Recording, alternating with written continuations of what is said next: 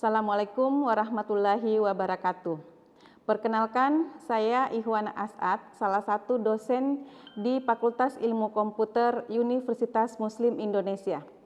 Saat ini saya sudah 2 tahun di Universitas Muslim Indonesia, tepatnya di Fakultas Ilmu Komputer.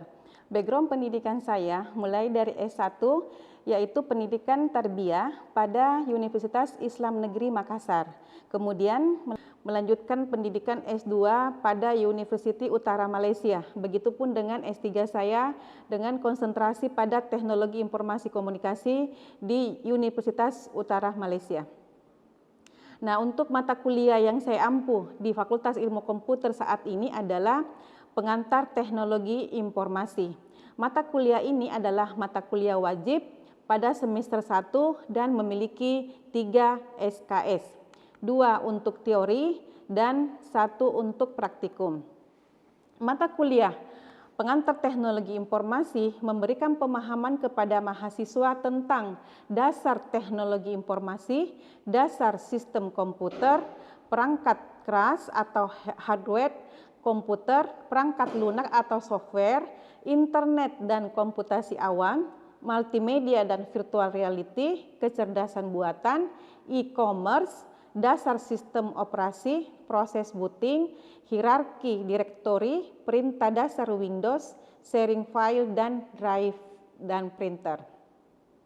Nah, untuk capaian pembelajaran dari mata kuliah teknologi informasi, pengantar teknologi informasi adalah mahasiswa menguasai konsep dan dasar human computer interaction, prinsip usability, memahami konsep proses user centered design atau UCD, analisis tugas, prinsip desain dan penanganan kesalahan dan help documentation.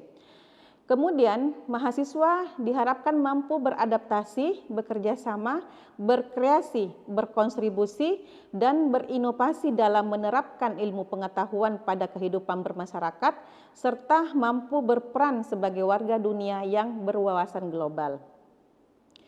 Mata kuliah pengantar teknologi informasi ini mempunyai CPMK. Mahasiswa dapat memahami tentang dasar teknologi informasi dan komponen-komponen dasar sistem komputer. Dari mata kuliah ini, pengantar teknologi informasi memiliki sub CPMK. Yang pertama, mahasiswa mampu menjelaskan pengertian, pengelompokan komponen, klasifikasi dan peranan teknologi informasi. Yang kedua, mahasiswa mampu mengkonversi bilangan biner dan desimal, mengenali dan menjelaskan fungsi bagian unit sistem, prosesor, dan memori internal. Kemudian, CPMK yang ketiga, mahasiswa mampu mengenali dan menjelaskan fungsi perangkat keras komputer. Kemudian, yang keempat, mahasiswa mampu menjelaskan pengertian, pengelompokan, dan macam-macam perangkat lunak komputer. Kemudian yang kelima, mahasiswa mampu menjelaskan pengertian internet, jenis-jenis aplikasi internet, dan komputasi awan. Kemudian yang keenam adalah mahasiswa mampu menjelaskan pengertian multimedia, virtual reality, augmented reality, dan menyebutkan contohnya dalam kehidupan bermasyarakat. Kemudian yang ketujuh adalah mahasiswa mampu menjelaskan pengertian artificial intelligence, bidang-bidang aplikasi artificial intelligence dan contoh penerapannya dalam kehidupan bermasyarakat. Nah, kemudian selanjutnya yang kedelapan adalah mahasiswa mampu memahami definisi e-commerce dan mengetahui klasifikasi, batasan, teknologi serta tantangan dan peluang e-commerce. Yang kesembilan adalah mahasiswa mampu menjelaskan pengertian, fungsi, macam-macam dan penanganan proses dalam sistem operasi serta mampu menginstal sistem operasi. Kemudian selanjutnya adalah mahasiswa mampu mengimplementasikan booting. Selanjutnya yang ke-11 adalah mahasiswa mampu mengetahui struktur direktori dan file sistem Windows dan Linux. Kemudian mahasiswa mampu menjelaskan pengertian CMD dan fungsi CMD serta dapat mengimplementasikannya. Dan yang terakhir adalah mahasiswa mampu menjelaskan pengertian, tujuan, sharing file, drive, dan printer serta dapat mengimplementasikannya. Bahan atau materi dari mata kuliah ini 8 adalah materi teori dan selebihnya 5 adalah materi praktikum. Sehingga pada mata kuliah ini seluruhan pertemuan adalah 15 ditambah dengan UTS dan UAS. Nah, sistem pembelajaran secara offline yang kami lakukan secara offline ini karena kampus sudah memperlakukan prinsipnya bahwa sudah mulai aman sehingga sudah bisa melaksanakan perkuliahan secara offline. Nah, tetapi tetap dikondisikan dengan kondisi sekarang karena saat ini UMI sudah memperlakukan atau sudah menerapkan adanya pembelajaran secara hibrid. Nah, tergantung situasi saya, misalnya apakah saya di luar daerah ataukah kondisi cuaca ataukah hujan tidak memungkinkan sehingga pelaksanaan untuk pembelajaran ini bisa secara online maupun secara offline. Nah, tetapi khusus untuk praktikum, mahasiswa harus hadir pada saat praktikum di laboratorium. Nah, kemudian model pembelajaran yang saya terapkan selama ini adalah model pembelajaran active learning, di mana mahasiswa mampu untuk mencari model-model pembelajaran, mencari bahan-bahan atau materi yang akan didapatkan dari beberapa referensi. Nah, sehingga dengan jalan seperti itu mereka lebih memahami apa yang mereka dapatkan baik dari jurnal maupun dari bahan-bahan lain yang berasal dari internet. Kemudian ada tetap buku pegangan sebagai pegangan mata kuliah ini.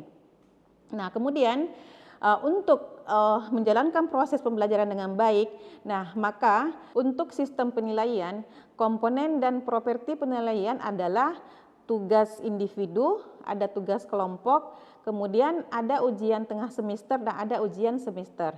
Nah, untuk tugas untuk semua komponen-komponen ini, yang pertama adalah penilaian adalah kehadiran itu sebanyak 30%, kemudian ada tugas individu 10%, ada tugas kelompok 10%, kemudian ada UAS dan UTS selebihnya. Nah, kemudian nilai akhir dari mata kuliah ini akan diupload di sistem yang ada di fakultas kami, yaitu pada sistem Siakat. Nah, kemudian mahasiswa bisa melihat nilainya pada sistem Siakat ini.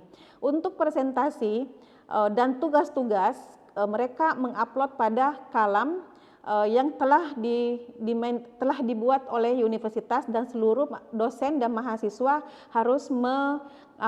harus mengakses kalam ini sebagai media untuk berinteraksi antara lain dosen dengan mahasiswa. Baik ya, Assalamualaikum warahmatullahi wabarakatuh.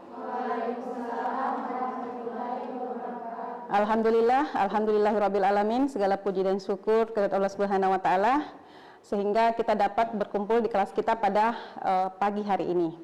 Baik Anda semua, untuk kesempatan hari ini kita akan membahas tentang dasar teknologi informasi. Tapi sebelumnya Ibu persilakan dulu untuk membaca doa sebelum kita mulai. Silakan.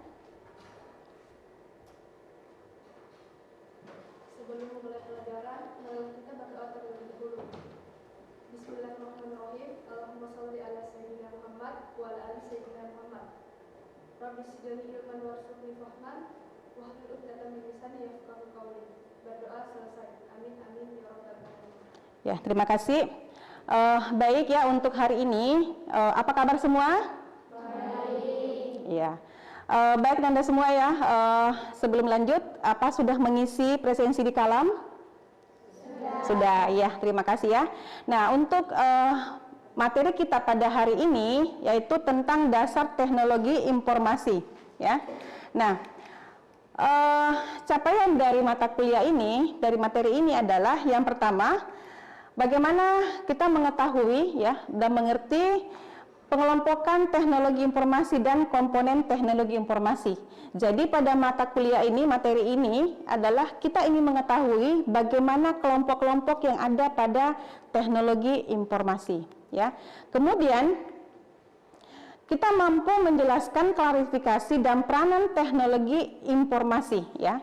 Nah, jadi ada peran teknologi yang akan kita dapatkan pada materi ini ya. Nah, kemudian apa sih sebenarnya definisi teknologi informasi itu? Nah, selama ini kan kita sudah sering ya, kita bahkan sudah terlibat tentang bagaimana teknologi informasi itu. Apa saja contohnya kira-kira teknologi informasi itu yang sering kita dapatkan selama ini? Ya, ada gadget, apalagi? Komputer, apalagi? Ya, televisi, apalagi? Radio dan sebagainya. Banyak ya, sudah banyak sekali contoh-contoh teknologi informasi yang selama ini kita sering bersentuhan.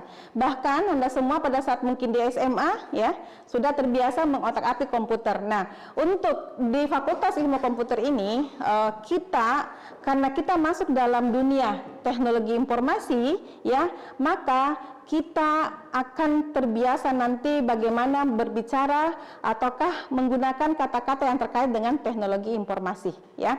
Nah, baik. Nah, dari beberapa definisi tentang teknologi informasi antara lain dikemukakan oleh Hart dan Kane ya, bahwa teknologi informasi itu adalah seperangkat alat ya, bukan seperangkat alat sholat ya, seperangkat alat yang membantu dalam bekerja dengan informasi dalam melakukan tugas-tugas berhubungan dengan pemrosesan informasi ya. Jadi ada alat yang kita gunakan ya. Nah, alat inilah yang membantu ya. Karena teknologi itu dihadirkan untuk membantu manusia ya. Nah, kita masih ingat mungkin atau ada yang pernah membaca kisah bagaimana sebenarnya teknologi ini ya itu sudah ada di dalam Al-Qur'an sekian tahun yang lama ya, yang lalu. Nah, Allah itu memerintahkan kepada Nabi Daud untuk memasang yang namanya baju besi ya, untuk menghindari lawan pada saat kita berperang. Nah, di situ ada perintah untuk membantu ya, memberikan perintah bahwa untuk menolong diri kita, untuk membantu kita dalam melakukan tugas itu harus ada alat ya. Nah, itulah disuruh untuk buat baju besi. Itulah salah satu contoh bagaimana teknologi. Nah, sekarang ini tidak ke sana lagi, tetapi kita sudah masuk dalam dunia teknologi informasi dan komunikasi. Nah, kemudian dari pendapat lain ya tentang teknologi informasi ini, bahwa teknologi ini adalah gabungan ya terkait dengan teknologi komputer ya, tentang perangkat keras dan perangkat lunak. Nah, nanti Anda semua pada saat nanti di fakultas ini, ilmu komputer ini, pasti kita akan membahas ya, mulai bagaimana sih komputer itu, bagaimana sih PC itu, laptop itu, apanya yang harus dibongkar misalnya ya, apa yang digunakan. Nah, itulah di situ sehingga dari pemahaman ini muncul sebuah definisi bahwa teknologi informasi dan komunikasi itu ataukah teknologi informasi itu adalah sebuah alat ya yang digunakan oleh orang ataukah ahli ya tentang bagaimana komputer, perangkat lunak dan perangkat keras ya. Nah, kemudian dari dua tadi ini ada komunikasi dan ada teknologi, maka menggabungkan antara teknologi komputer dengan teknologi komunikasi. Nah, itulah yang disebut dengan teknologi informasi. Nah, apa saja cakupannya ya? Nah, ini kita bisa melihat bahwa teknologi informasi ini memiliki cakupan-cakupan ya. Nah, apa saja kira-kira? Ada yang bisa memberikan contoh? Apa saja cakupan dari teknologi informasi ini? Silakan. Ya, silakan. Teknik komputer dan teknik informasi. Oke. Kita close dulu untuk video. Ya. Nah, jadi betul ya, ada dua cakupannya dari teknologi informasi ini. Yang pertama adalah teknologi komputer dan kedua adalah teknologi komunikasi. Jadi penggabungan antara teknologi komputer dengan teknologi komunikasi ya. Makanya sekarang muncul namanya ada telepon. Kalau dulu ya telepon itu awal-awal munculnya telepon itu sangat besar ya. Kemudian dia hanya bisa menerima telepon, tak bisa dengan SMS ya. Nah, kalau sekarang ini orang sudah bisa melalui WhatsApp ini kita sudah bisa melakukan komunikasi dengan melihat langsung, ya. Pada saat kita bicara, dia berada di mana, gitu ya. Nah, apa saja yang terkait dengan teknologi komputer? Nah, kita lihat ya bahwa teknologi yang berkaitan dengan komputer itu terkait dengan misalnya CPU, ya, terkait dengan printer, terkait dengan CD-ROM dan seterusnya, ya. Nah, kemudian kalau komunikasi, ya, kita lihat bagaimana penggunaan selama ini, adanya televisi, adanya telepon, adanya radio. Nah, itu semua adalah komunikasi, ya, memudahkan manusia untuk berkomunikasi dengan pihak lain, seperti itu. Nah, jadi ada dua penggabungan ya antara teknologi dengan apa yang terkait dengan komputer dengan komunikasi, ya. Nah, jadi sekarang ini orang bisa melakukan panggilan langsung melalui video call dan seterusnya. Nah, itu berkat penggabungan dari kedua teknologi ini. Nah, apa saja sih sebenarnya kelompok-kelompok dari teknologi informasi ini, ya? Nah, ada yang namanya teknologi komunikasi, ya.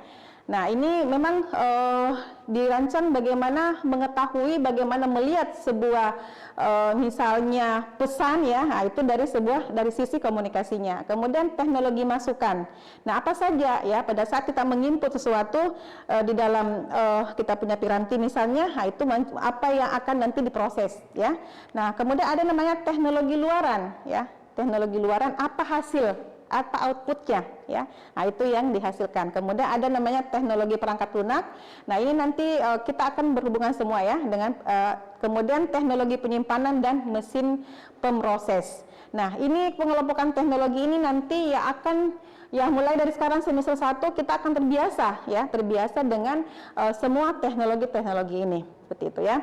Nah, teknologi masukan, ya. Nah, teknologi masukan ini apa yang kita ingin input, ya. Nah, misalnya nanti pada saat kita praktikum, ya, kita akan berkenalan semua dengan semua alat-alat ini karena nanti kita ada praktikum 1 SKS, ya, dan nanti semua wajib untuk masuk di dalam lab, ya, untuk mengenal yang mana itu teknologi masukan, ya, yang mana misalnya kalau mungkin selama ini kita sudah tahu, ya, tapi kita akan lebih detail lagi tentang mouse, tentang keyboard dan seterusnya, ya. Nah, jadi dia akan membantu kita, ya, teknologi masukan ini membantu kita pada saat kita ingin menginput sesuatu di komputer atau di PC. Nah, kemudian ada namanya teknologi keluaran, ya. Nah, pada saat kita sudah menginput, ya, pasti kan kita menginput itu ada namanya proses di dalam. Nah, pasti kita punya tujuan apa inputan kita, apa yang kita mau hasilkan. Nah, nanti di sini memunculkan di layar. Kemudian nanti setelah itu diproses di CPU, maka nanti keluaran ini namanya akan keluar di printer, ya, seperti itu.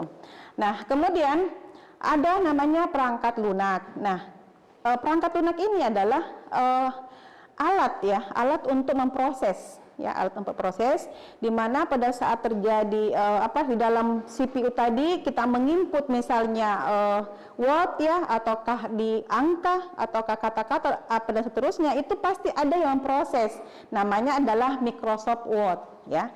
Nah, Microsoft Word ini memudahkan kita untuk membaca apa yang kita akan dapatkan hasil, seperti itu. Nah, jadi yang sekarang ini kalau untuk Microsoft ini biasanya umum digunakan oleh mahasiswa ataukah oleh seluruh office yang ada sekarang ini, ya. Rata-rata menggunakan Microsoft Office Word, ya. Nah, kemudian teknologi penyimpanan. Nah, walaupun kita misalnya memiliki PC dan laptop yang bagus, ya, walaupun kita memasukkan semua data yang bagus dan Microsoft-nya bagus, tetapi kita tidak memiliki penyimpanan. Maka apa yang kita harapkan itu tidak bisa terjadi. Kenapa? Karena kita butuh menyimpan, ya. Setelah apa yang kita input, kita save dan seterusnya, itu menyimpan. Ada namanya penyimpanan internal dan ada penyimpanan eksternal, ya. Nah, kemudian ada mesin proses, ya, memproses ini ada Celeron, Core, Xeon dan seterusnya, ya. Nah, Sampai di sini ada yang ingin ditanyakan? Bisa dipahami yang Ibu jelaskan? Oke, ya. Kemudian ya, dalam komponen sistem teknologi informasi kita harus mengetahui bahwa dalam komponen ini ada beberapa hal yang kita harus ketahui. Yang pertama adalah bahwa sistem teknologi informasi ini ada komponen pertama adalah perangkat keras ya, yang biasa disebut dengan hardware. Yang manakah itu yang dimaksud perangkat keras? Ya, ya, keyboard, kemudian mouse, kemudian apa lagi? CPU. Ya. Nah, kemudian yang komponen kedua adalah perangkat lunak yang biasa disebut dengan software. Apa saja itu? Ya, aplikasi yang di dalam kita punya perangkat keras ini untuk memproses ya. Nah, kemudian yang terakhir adalah orang ya. Walaupun secanggih apapun misalnya namanya hardware ataukah software, kalau tidak ada yang menjalankan maka tidak ada fungsinya alat ini ya. Sistem teknologi informasi tidak berfungsi dengan baik ya. Maka orangnya juga harus paham apa yang ada dalam masing-masing perangkat tadi. Oke. Nah, kemudian klasifikasi sistem ya. Jadi tadi adalah komponennya, maka sekarang adalah klasifikasi sistem teknologi informasi ya. Nah, jadi berdasarkan fungsi. Nah, ada fungsi ya, ada fungsinya. Nah, itu bisa melekat, kemudian bisa khusus dan bisa serbaguna. Nah, ini ada 3 ini yang memang harus kita pahami dengan jelas ya. Nah, kemudian berdasarkan ukuran. Nah, ada yang namanya superkomputer. Kemudian ada mainframe, ada mini komputer, ada workstation, dan ada mikrokomputer. Nah, ini masing-masing memiliki fungsi dan peran yang berbeda-beda, ya. Nah, ada 3 ya, 3 berdasarkan fungsi. Yang pertama itu ada namanya sistem tertanam. Nah, ini biasanya ada pada perangkat ya, perangkat yang ada pada televisi misalnya. Nah, itu dia tertanam di dalam sehingga memudahkan untuk merekam dan seterusnya ya. Nah, akan sekarang ya memudahkan kita untuk belajar dengan komputer, karena sekarang ini penggunaan komputer lagi memang tidak bisa lagi dihindari ya, sama dengan kemajuan teknologi kita tidak bisa hindari ya. Nah, kemudian nah, ini tadi berdasarkan ukuran ya, ada mikrokomputer yang untuk kayak laptop ya, kemudian ada komputer workstation ini untuk khusus ya, untuk khusus penggunaannya, misalnya mungkin orang yang programmer dan seterusnya. Kemudian ada namanya mini komputer ya, ini lebih kecil lagi ya, dia punya kapasitas dan mainframe dan superkomputer.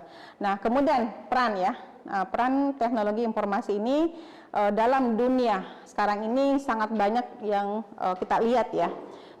Ada berapa di dunia perbankan. Pada saat kita melihat sekarang, kalau dulu kita harus ngantri dulu di teller pada saat kita ingin baik untuk menyetor maupun untuk menarik ya. Nah, sekarang dengan teknologi informasi ini kita bisa mendapatkan uang kita di beberapa ATM. Nah, itu karena kemajuan dari teknologi informasi. Atau misalnya kita ingin menyimpan ya, menyimpan. Nah, kita tidak harus lagi ke teller untuk menyimpan, tetapi kita bisa menyimpan di ATM itu yang deposit ya. Deposit memasukkan dana kita itu langsung masuk ke rekening kita. Nah, itu kemudahan. Nah, sekarang ini juga dengan bantuan teknologi informasi, malam pun kita bisa transfer sambil baring-baring dengan membuka gadget kita. Itu kita sudah transfer ya. Nah, kemudian di dunia pendidikan ya, di dunia pendidikan ini kita sudah melihat ya bagaimana sekarang ini dengan kemajuan teknologi bisa kita kuliah online dan seterusnya. Oke. Nah, sampai di sini ada yang ingin ditanyakan? Silakan. Iya, silakan. Apa aja manfaat teknologi informasi di bidang polisi, pendidikan, dan kedokteran? Oke, ada yang bisa bantu? Silakan. Ada yang ingin bantu dari kepolisian, dari kedokteran, dan dari pendidikan. Silakan. Iya. Kalau dalam pendidikan itu kayak kemarin yang terjadi kan pandemi. Nah, di situ kan diliburkan dan adanya Zoom itu dari teknologi yang memudahkan kita untuk belajar secara daring yang seperti yang dikatakan Bunda tadi. Oke, terima kasih. Nah, yang lain silakan. Yang dari kepolisian mungkin, silakan. Atau kedokteran? Siapa tadi kedokteran? Ayo. Ya, silakan. Dampak positif perkembangan teknologi informasi di bidang kesehatan itu menurut saya untuk memudahkan akses layanan kesehatan sehingga mampu memberikan kemudahan pada pasien mendapatkan layanan kesehatan dan mendapatkan informasi serta layanan konsultasi dengan dokter dan sampai membeli obat secara online. Oke, wah, luar biasa ya. Jadi kita tidak perlu lagi kalau ada keluhan kita tinggal masuk di Halo Dokter ya. Nah, itu antara lain teknologi yang diberikan oleh teknologi informasi.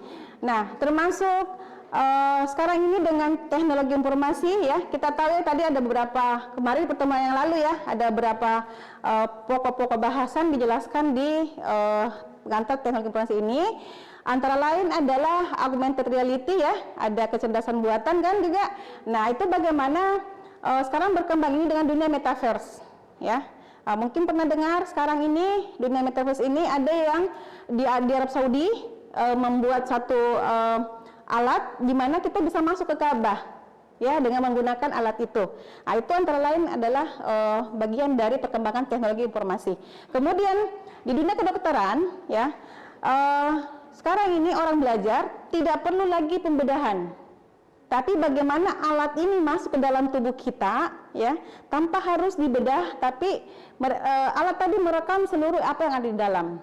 Nah, sehingga mahasiswa kedokteran itu tidak perlu lagi pembedahan dan seterusnya, tapi alat ini digunakan. Jadi sama hanya tadi kita bisa pergi ke Mekah, kita pergi keliling sa'i, tawaf ya, melihat bagaimana Hijr Ismail, bagaimana melihat Multasam, itu melalui alat tadi ya, metaverse tadi. Nah, itu. Nah, ini antara lain ya, tadi dijelaskan juga tadi oleh Widya ya, Vika ya, bagaimana di saat pandemi kemarin, kalau sekiranya tidak ada bantuan teknologi informasi komunikasi saat pandemi, kita tidak akan pernah melanjutkan pendidikan kita ya, pasti semua tinggal di rumah. Tapi dengan adanya teknologi ini, maka kita bisa melaksanakan pendidikan dengan jarak jauh ya. Ada yang di kampungnya, ada yang tinggal di rumahnya, kita tidak perlu ke kampus, tapi tetap berproses seperti biasa. Seperti itu ya. Ada pertanyaan sampai di sini? Udah? Oke, ya mudah-mudahan ya apa yang kita dapatkan hari ini bisa memberikan manfaat untuk kita semua ya. Ibu kembali ingatkan, bagi yang belum mengisi presensi di Kalam silakan diisi ya. Kemudian ini ada tugas ya, ada tugas nanti dikerjakan ya. Nanti ini Ibu akan upload di Kalam, silakan nanti di-download kemudian dijawab di Kalam, seperti itu ya. Oke, baik Nanda, terima kasih semua atas perhatiannya. Mudah-mudahan apa yang kita dapatkan pada kesempatan pagi hari ini mendapatkan nilai keberkahan dari Allah Subhanahu wa taala dan ilmu yang kita dapatkan berkah ya. Mari kita tutup kelas kita dengan sama-sama baca alhamdulillahirabbil alamin. Assalamualaikum warahmatullahi wabarakatuh.